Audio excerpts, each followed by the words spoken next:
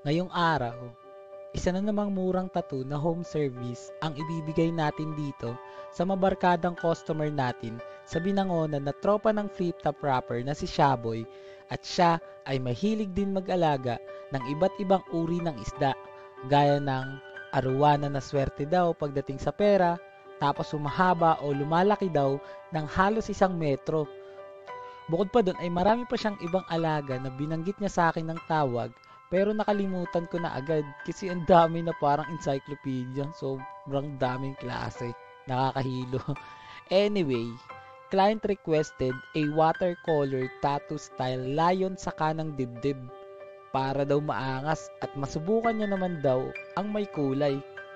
Bago pa kami magsimula ay sinabi ko kay bossing na hindi pa ako expert sa pagkukulay ng tattoo. Pero sabi niya naman ay tiwala raw siya sa mga gawa ko dahil marami raw na uploaded videos ko at previous works ang nakita na niya. Ayos naman daw. Maraming salamat po. Malaking tulong po sa akin ang lahat ng inyong suporta at pagtangkilik. Siya nga pala, unang beses daw niya nagpatato ay nung dumayo sila kay Apo Wangod. So ganito kasi nangyari. Nagkaayaan lang daw sila magbabarkada. Yung halos lahat daw sila wala pa rin experience sa tattoos. Pero dahil sa matanda na daw, chance na nila makita at makapagpaborda sa legendary mambabatok ay di na nila pinalagpas. Tsaka syempre, iba pa rin ang mga banding kapag kasama ang barkada. Ako kasi, maraming beses din ako dumepende sa mga kaibigan ko. Kami sa family ko, madalas kami magkakasama lalo na sa bahay at nung pagkabata. Kaya kahit papano ay malapit kami at alam namin ang ugali ng bawat isa. Pero iba pa rin talaga kapag meron kang mga kakampi sa kahit na anong sitwasyon. Mga taong maaasahan mo kahit pa man hindi mo sila kadugo. Barkadang hindi mo naman exactly kaparehas ng ugali pero karamay mo sa kung ano-anong interest at trip mo sa buhay. Sila kasi yung susuporta sa'yo sa mga bagay na against sa family traditions and practices. Kaya naaalala ko, madalas sinusupladuhan ni kuya o tinatarayan ni ate.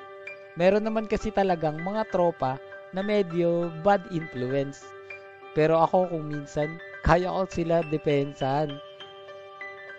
Alam mo, sila yung mga tipo ng makakajaming mo sa mga kakaibang gawain. Oo, hindi talaga sila normal literal. Di normal mag-isip, kumilos o magsalita. Pero may point din sila. At meron ka rin mapupulot na kaalaman at ideolohiya na pwede mong magamit sa ibang aspeto ng buhay. Medyo magulo, diba? Nakatagpo ka ng isa, maiintindihan mo din yung sinabi ko. Pagdating naman sa mga kaibigan ko, sila yung mga tao na kung kanino magaan ang loob ko. Yung feel at ease o kampante ako pagkasama sila. Mga taong di ko kailangan ipaliwanag lahat ng kilos ko. Sila na parehong tumatawa pag nadadapa ako at tutulong din naman sa akin bumangon.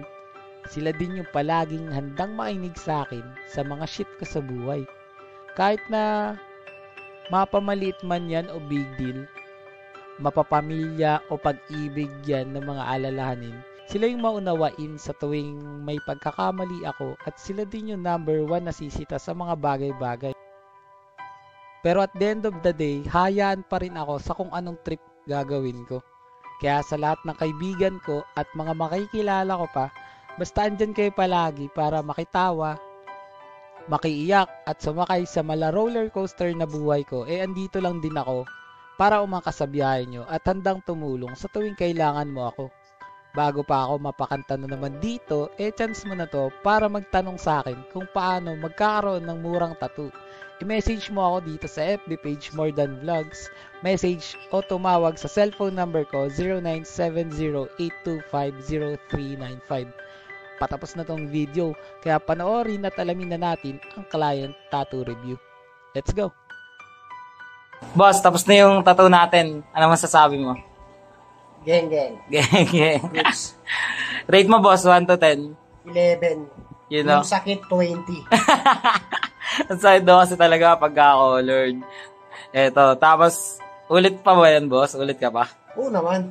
You know? Tayo mo nang, tatawagan kita. Taga saan ka pa nga, boss? Binangonan. Pinadayo pa tayo niya ni boss dito para dyan sa tattoo natin na yan.